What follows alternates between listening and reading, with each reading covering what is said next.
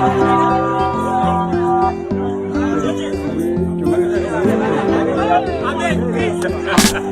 Nigeria people don't bring no bonga Bishop news story. My name Nandehi. And make a sharply yarn on a son to the website. It just happened. 8 graduates the website that they travel, they go Sokoto State for the NYSC orientation program. Kidnappers they don't call kidnap them when they travel with night bus. So and now for inside the Akwa Ibom transport company bus. 9 the day where the kidnappers they kidnap them near the Zamfara state. And now 3 passengers then now they fit escape on top this week. Now Saturday, August 19, 2023. 9 the kidnappers them attack them, come kidnap 8 other ones them. The African Union will be AU don't suspend Niger Republic from all their activities. Say because of the way military take collect power by force from inside Niger Republic. As AU can't tell all the countries that will be their members.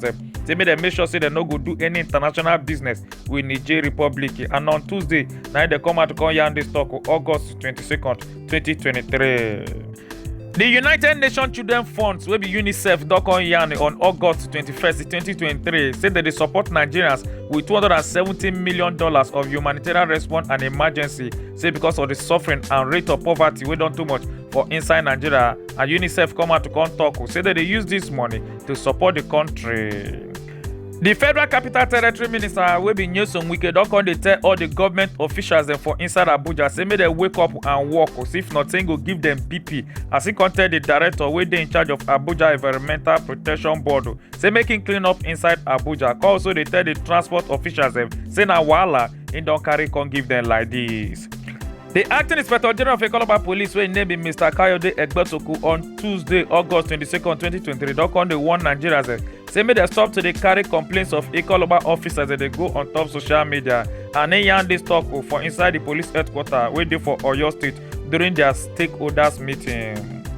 The presidential candidate of Labour Party wey be Peter Obi on Tuesday, August 22nd, 2023, don't come dey call on the governor of Imo State wey be Hope Uzodinma, say make him carry him bag and baggages and make they ready to carry the comot for inside the government house, because after the November 11, 2023 governorship election wey they go do for inside Imo State, say him go lose. As Peter Obi come yarn this talk for inside Owerri during the flag off of the state governorship campaign of Labour Party. The doctors wey they work for Olabisi Olabanjo Teaching University Hospital and other different general hospitals and primary healthcare centers for inside Ogun State don't come they tell the state government them say if they not pay their hazard allowance, say they go strike with no date. The governor of Abia State will be Alex Oti don't come host 4 Abia born Super Falcons players them for inside house wey dey for Isia Langwa South local government area of Abia State.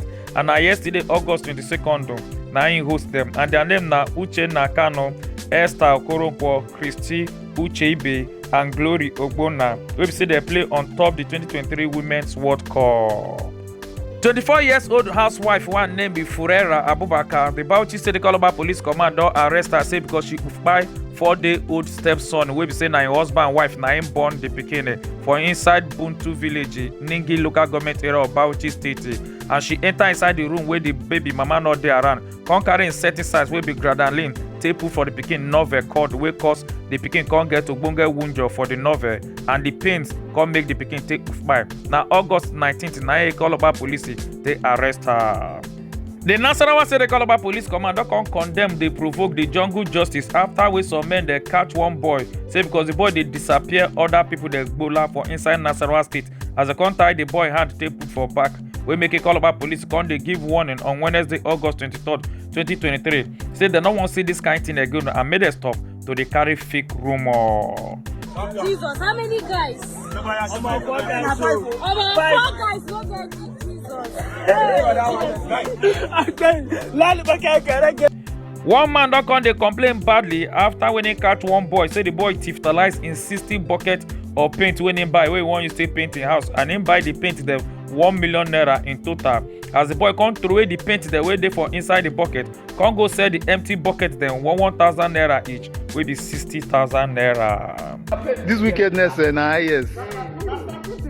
To repent of 1.5 million, say robber of how much? Ha.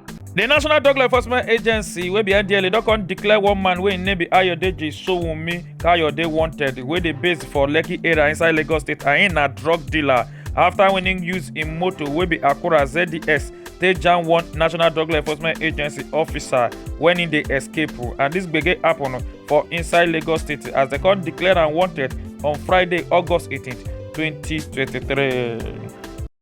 Plenty people don come dey confused after wey dey watch this video of the Spain female national team coach wey name be Vida George go grab one of the female staff member for Abobi during the World Cup final wey dey play on Sunday. As some people come dey yarn say this thing na mistake, while some other ones dey talk say the man just open eye take grab the woman for Abobi.